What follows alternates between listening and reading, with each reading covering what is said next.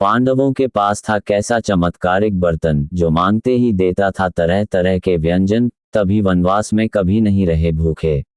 युधिष्ठिर को सूर्य ने अक्षय पात्र दिया था जो उन्हें वनवास में तरह तरह के खाने के व्यंजन देता था, बस इसके साथ एक शर्त जरूरत थी। पांडव जब 13 साल के लिए वनवास गए तो उन्हें एक चीज की कमी कभी नहीं पड़ी। वनवास में भी उन्हें तरह तरह का दिव्य भोजन मिलता रहा। यही नहीं, वनवास के दौरान उनसे मिलने जो ऋषि मुनि या मेहमान आते थे उन्हें भी पांडव छक्कर स्वादिष्ट खाना खिलाते थे जिसमें तरह तरह के व्यंजन होते थे। ये खाना ऐसा होता था कि हर कोई इसकी तारीफ करता था। आखिर क्या था इसका राज? दरअसल इसका राज एक ऐसे पात्र में छिपा था जिसे चमत्कारिक बर्तन कहा गया। इसे अक्षय पात्र भी कहा जाता था। ये पांडवों को कैसे मिला इसकी भी एक कहानी है। ऐसा नहीं कि पांडव जैसे ही वनवास के लिए निकले उन्हें ये जादुई भोजन पात्र मिल गया था जो मनचाहे भोजन उनके सामने परोसता था।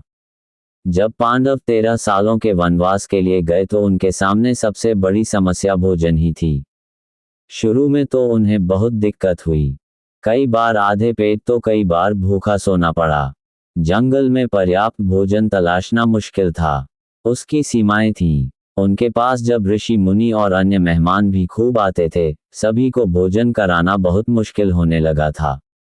ऐसे में युधिष्ठिर को एक चमत्कारिक बर्तन मिला जिससे फिर उन्हें कभी भोजन की कमी नहीं पड़ी। ये चमत्कारिक बर्तन क्या कहलाता था? इसकी भी कुछ शर्तें थीं, जिस चक्कर में वो एक बार बड़ी समस्या में भी पड़े।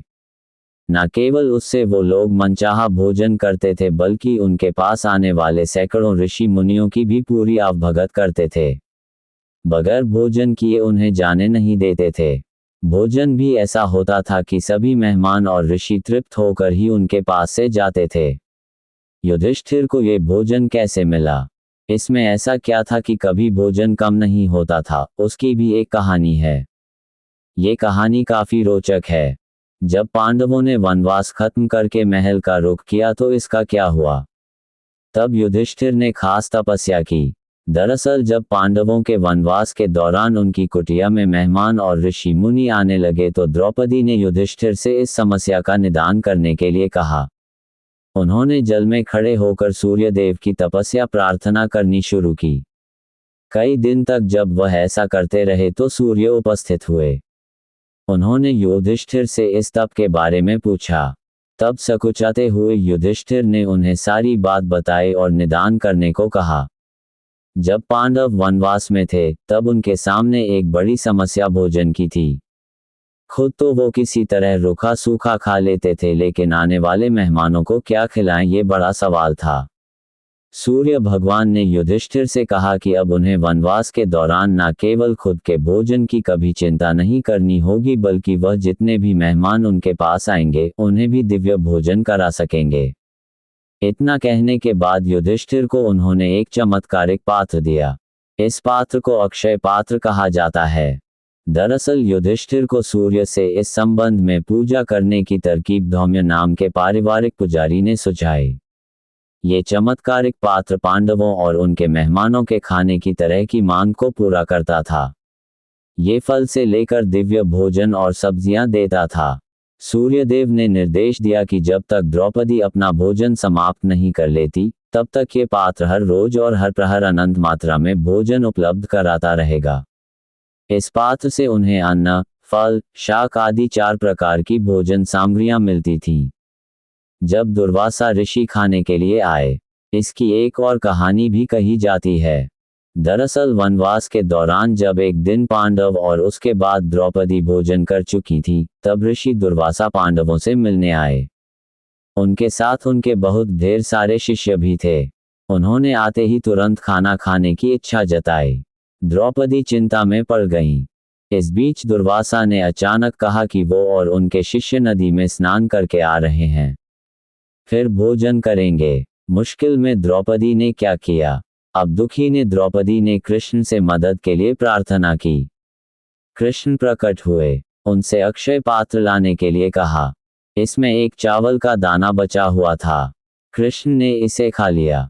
इसके बाद कहा कि उनका पेट तो इस चावल के दाने से ही भर गया है, अब द्रौपदी तुम चिंता मत करो, दुर्वासा और उनके शिष्य आएंगे ही नहीं।